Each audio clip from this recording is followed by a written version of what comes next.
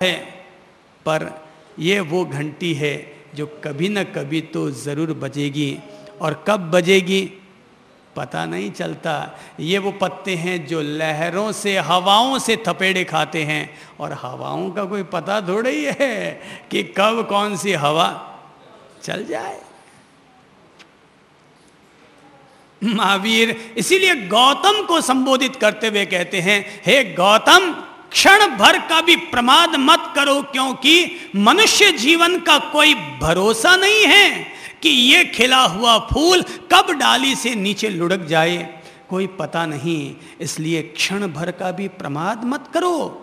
प्रमाद यानी कि जो तुम्हारे भीतर उत्साहहीनता आ गई है अपनी आत्मा के प्रति, अपनी चेतना के प्रति जो उत्साहहीनता आ गई है, उसका त्याग करो, और उत्साह भाव के साथ, ऊर्जा के साथ, उमंग के साथ अपनी अंतरात्मा के लिए, अपने आत्म प्रदेशों को निर्मल करने के प्रति लग जाओ, लग जाओ।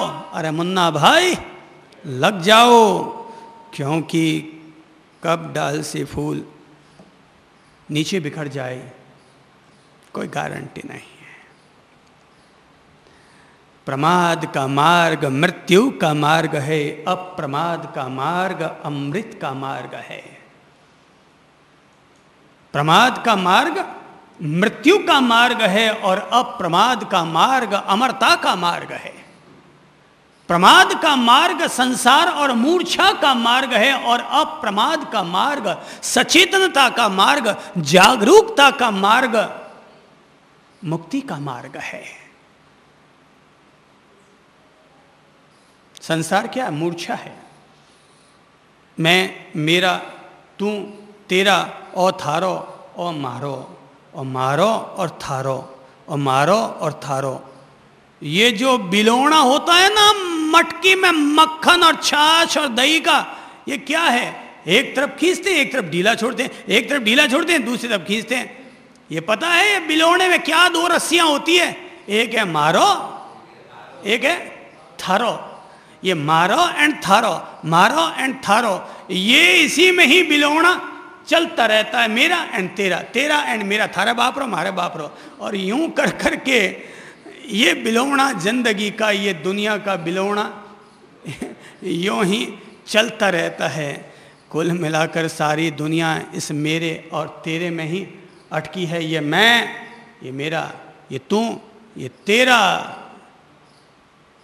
भगवान जिंदगी में तभी तो हंसते हैं। भगवान बाकी तो अपने शांति से बैठे रहते हैं ऊपर, पर ऊपर वाला तब हंसता है जब कोई जमीन पर खड़ा हुआ इंसान कहता है ये मेरी जमीन है और ये तेरी जमीन है। इंसान खड़ा होता है, बीच में लकीर खींचता है और कहता है ये तेरी और ये मेरी। ऊपर वाला कहता है बेवकूफ, न ये तेरी न ये मेरी, सबे भूमि गोपाल की। कब तू लुढ़क जाएगा, कब ये लुढ़क जाएगा, कोई पता नहीं। सब मेरी है, पर तू कहता है तेरी, तू कहता है तेरी, मेरी तेरी, मेरी तेरी और बिलोना।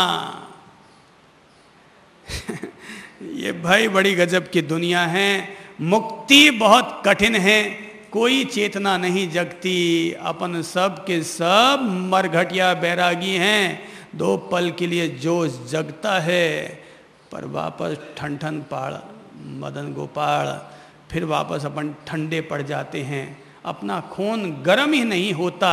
इंसान का खून तो केवल 2 वक्त गर्म होता है। या तो कोई इसको गाली दे दे कि थारे बाप ने, तो इसका खून गर्म होता है, और या फिर घरवाली मिल जाए तो थोड़ा खून गर्म होता है। बाकी ये इंसान का खून ठंडा ठंडा है, कूल कूल है, गर्म होता ही नहीं है।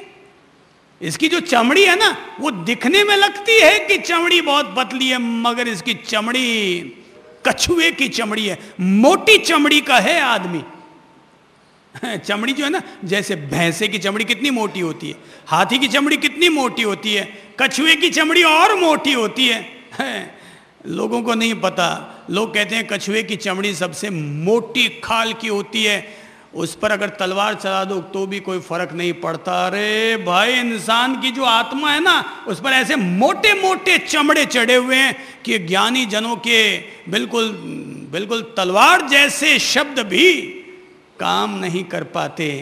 इंसान मोटी चमड़ी का इंसान है, चमड़ी बाहर दिखती है पतली पतली, काया बाईसा को सहलाओ तो पतली पतली दिखती है, पर मन को देखो तो हर इंसान मोटे चमड़े का आदमी है, मोटे चमड़े का। गाड़ी ठोक के देखो, 1 मिनट में सीख मार देता है,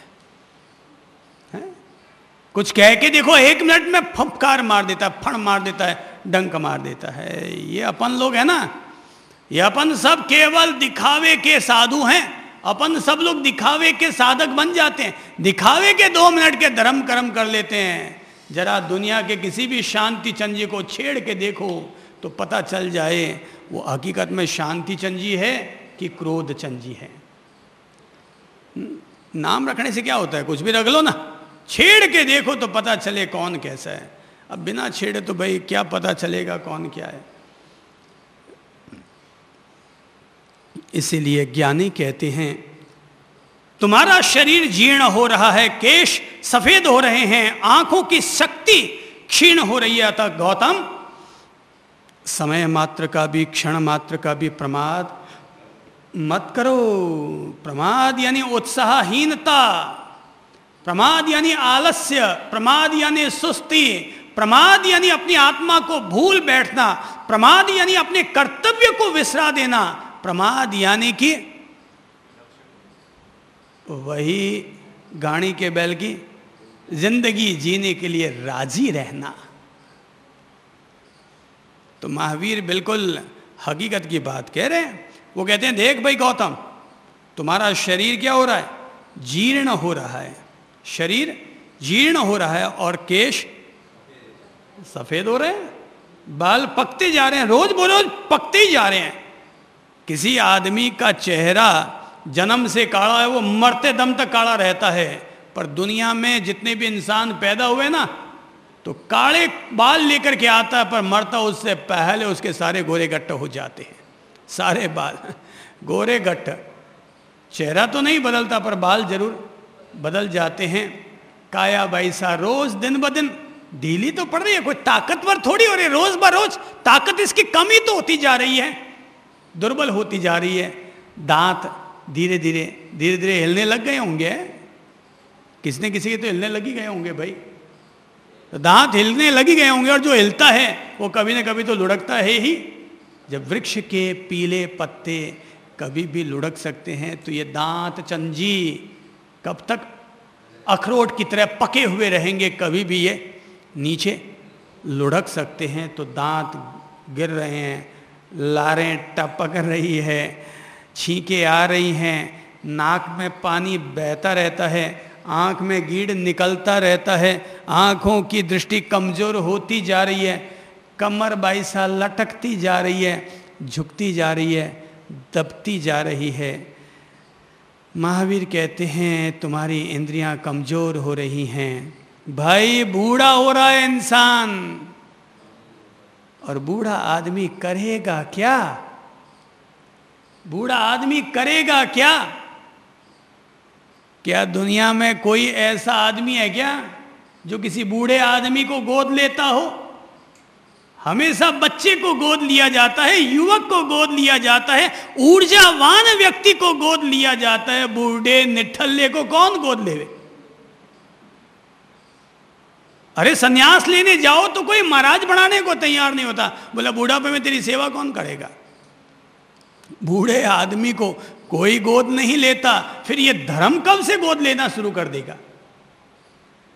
धर्म कैसे गोद लेना शुरू कर देगा? बूढ़ा बैल काम का नहीं होता, न तो भार ढोता है, न कहीं से कहीं पहुंचाता है, केवल खाता रहता है दिन भर, कमा के कुछ लाता नहीं है बूढ़ा बैल। वो कहते हैं केस तुम्हारे सफेद हो रहे हैं, केश श्वेत होते जा रहे हैं, शरीर दुर्बल होता जा रहा है, आंखें कमजोर होती जा रही हैं। जाग रे प्राणी जाग, ज्ञानी कहते हैं जाग रे प्राणी जाग। अपन सब ढलते जा रहे हैं, उमरिया ढलती जाए रे, उमरिया बीती जाए रे, अब तो जवानी तो आने से रही है। ये तो क्या है कि जैसे आपने कहा कि धोड़े बालों को काला क्यों किया जाता है, बस यही तो है कि बूढ़ापा आ गया, पर हमारी आत्मा ये स्वीकार करने को तैयार नहीं है कि हम बूढ़े हो गए हैं। अभी भी लगता है, अभी भी कुछ गुंजाइशें बाकी हैं, अभी भी संभावनाएं हैं कहीं कोई शायद, वो जो है ना, इसीलिए जब अपन लिखते हैं या कुछ करते हैं तो आगे लगा देते हैं डॉट डॉट डॉट, तो डॉट डॉट डॉट का मतलब अभी और कुछ संभावनाएं अपने लिए बची हुई हैं, शायद एक और खेल खेल लिया जाए, एक और गोटी फिट हो जाए। इसीलिए तो ययाति जैसे लोगों ने, कि जब मौत आ गई तो ययाति लोग यही तो कहा करते हैं, ययाति यानी अपन सब प्राणियों में रहने वाला ययाति है, जो यही तो कहा करता है भाई अभी तो 100 साल की जिंदगी हुई है मौत, अभी तो थोड़ी और जिंदगी जीने दो। मौत कहती है भाई आई हुई मौत खाली नहीं जाती, तू नहीं मरता तेरे किसी संतान को भेज दे। तो ययाति अपने बच्चों के सामने गिड़गिड़ाता है, अरे कोई मर जाओ रे, 100 में से कोई एक आध मर जाओ। कहते एक मर जाता है फिर 100 साल की जिंदगी मिल जाती है। तो ययाति को उम्र मिली है, ययाति की जो 100 पत्नियां थी उनको उम्र थोड़ी मिली थी, तो वो सब तो निकल गई, वो सब तो निकल गई। तो नई 100 रानी आ गई, फिर 100 रानियों का मजा लिया होगा, फिर 100 संतानें हुई होंगी, फिर 100 राजमहल बने होंगे, और फिर दूसरी बार फिर आ गई। भाई बाल दौड़े हो गए तो वापस काले वाले कर खरा करके तैयार हो गए, शायद डॉट डॉट डॉट, शायद कहीं कोई एक और 2-4 गोटियां और खेलें, थोड़ा और मजा ले लें, थोड़ा और कुछ वो फिर मौत आ गई। फिर मौत के सामने गिड़गिड़ाया, भाई जब तू राजी हो ही सकती है, मेरा कोई बेटा मर जाए तो उसमें राजी हो सकती है, ले जा इस बार फिर। अब उसको पता है यार फिर पैदा कर दूंगा। जो इंसान गाय भेड़ बकरियों की तरह अपने बच्चे पैदा करता है, 100 संतानें हैं, तो ठीक है यार एक तू और ले जाना, एक फिर जब फिर नए 100 साल आएंगे तो फिर अपना इंतजाम ठीक हो जाएगा। और यूं करते करते जिंदगी चलती रहती है, ये डॉट डॉट डॉट यूं ही चलता रहता है। जागे सो जागे, जो सोए सो सोए ही रहे। तो बाल अपन लोग काले करते हैं, ठीक है, कोई मैं ऐसा कोई विरोध तो नहीं करता कि भाई बालों को धौड़ों को काला मत करो, पर ये अंतर्बोध जरूर जगाते चलो, दीप से दीप ये जरूर जगाते चलो कि अब जिंदगी का वारंट आ चुका है। बाहर से भले ही अपने आप को हैंडसम दिखा दो, पर भीतर से चेतना जग जानी चाहिए कि बंदा अपनी तैयारी शुरू कर दो, जितना सार्थक हो जाए उतना अच्छा, क्योंकि जिंदगी कभी भी जाने वाली है, जिंदगी कभी भी जाने वाली है, मटका है।